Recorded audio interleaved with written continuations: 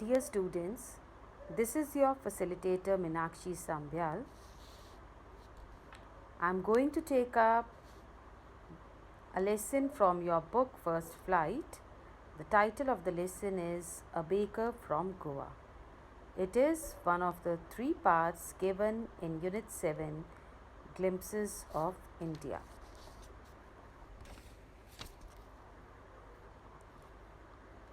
Students, Goa is a state in western India with coastlines stretching along the Arabian Sea. Panaji is the state's capital, while Vasco da Gama is its largest city. Goa was a former state of the Portuguese Empire.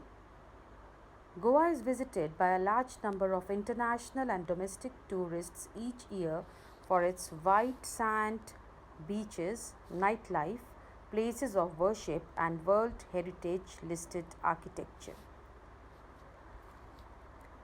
The chapter A Baker from Goa is written by Lucio Rodriguez. He was born in 1916 and he passed away in 1973. He was a great Konkani essayist. He wrote several articles in English and Konkani to various periodicals and magazines. He served as the visiting professor of folklore at many universities and also as a professor of English in Mumbai and Goa. His essays were posthumously published under the title of Soil and Soul and Konkani Folk Tales. Subtle humor and informal narration are the essential features of his writings. Here is the introduction of the lesson. A Baker from Goa revolves around the relevance of a baker in the Goan culture, which dates back to the time when Portuguese ruled over the city of Goa. The Portuguese may have left, but the bread makers continue to have an inevitable stature.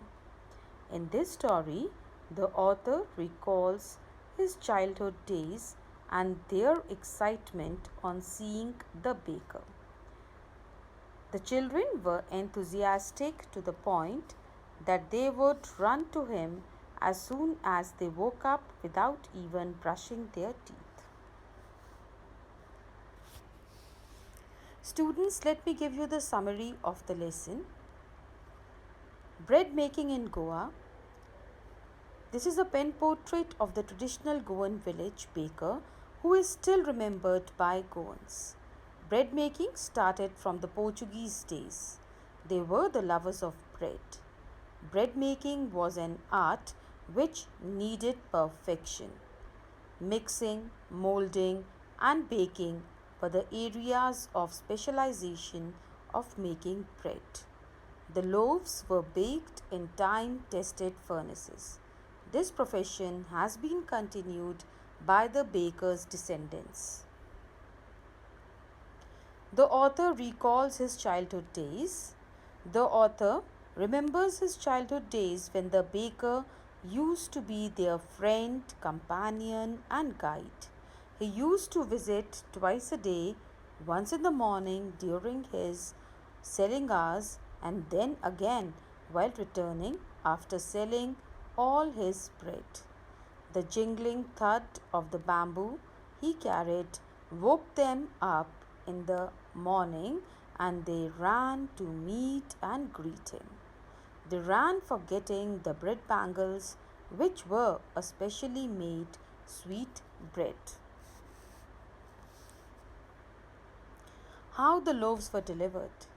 As the baker came, he would call out the lady of the house and wish her good morning.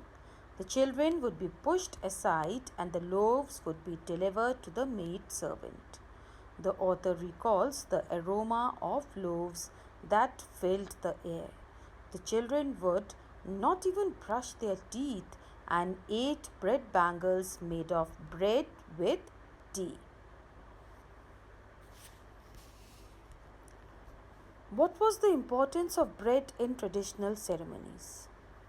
The various kinds of bread were very important for all occasions. No marriage was complete until and unless the traditional bowl was served.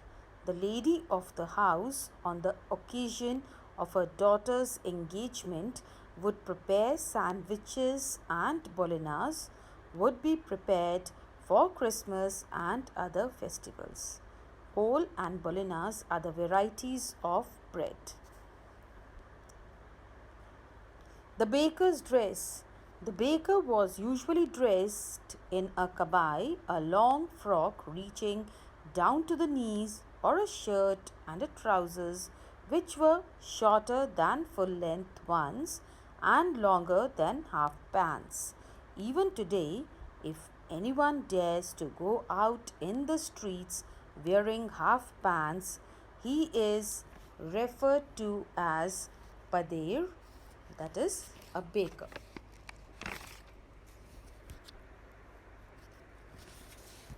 Bread making was a profitable profession for the baker. The baker usually collected his bills at the end of the month. All the accounts were written on a wall in the premises with a pencil. It was a profitable profession during those days because Portuguese were lovers of fresh baked loaves. The baker, his family members, and his servants looked prosperous and happy. So, students, that was the summary of the lesson. Now, you know a lot about a Goan baker, and I'm sure that if and when you visit or revisit Goa, you would be interested to taste some of the delicacies offered in a bakery in Goa.